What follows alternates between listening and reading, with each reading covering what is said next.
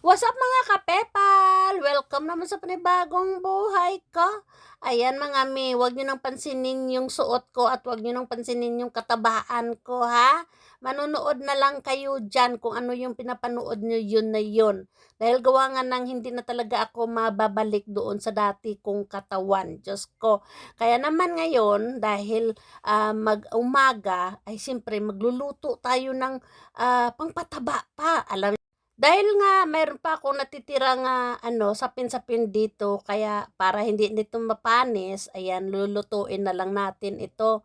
Siyempre ang una ay lalagyan natin ito ng color para naman ay magiging maganda.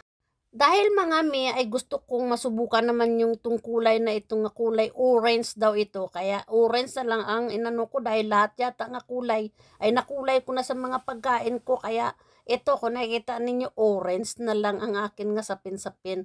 Di ba pwede naman? Bahala na. Ako lang naman ang kakain. Pagkatapos ko mga mimikos-mikos, ayan dinala ko na dito sa aking pangalawang kitchen. Gusto ko kasi mga mi, ang akin nga kitchen kasi dalawa. Naku mga mi, habang nagamikos-mikos pala ako dito mga mi, nakalimutan ko magluto ng gata. Kaya naman, ito ay bumalik na ako sa una kong kitchen dito. Dahil gawa nga ng kailangan tayo magluto ng gata mga mi. Dahil gawa nga ng ang ating pagkain ngayon ay sapin-sapin. Kailangan mayroon tayong gata at saka latek. O diba? So habang kumukulo yung ating latik mga mi, ay iniwanan ko muna at ito ay nagpunas ako ng ating paglalagyan para mamaya madali na siya matanggal. Pagkatapos binalikan ko tong akin nga latik mga mi, baka kako ay masunog ito. Habang naghahalo nga ako dyan mga mi, nagulat lang ako dyan dahil gawa nga ng tumalsik sa akin yung yung mantika dyan ng nyog. Sa totoo lang mga mi, ayaw ko talaga magluto ng mga oil, magprito, ganon. Pero dahil gawa nga ng gusto natin kumain ng masarap, kaya naman nagtiis talaga ako dito nga maluto itong akin nga latik.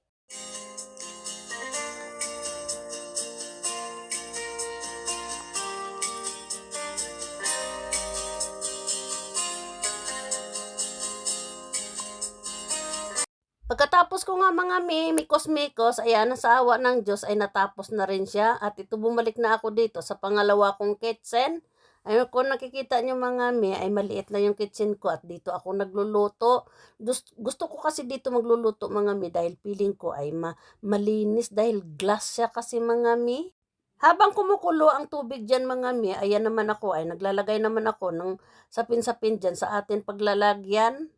Pagkakulo mga ay agad-agad ko na lahat sila ay linagay dyan para naman ay maluto siya.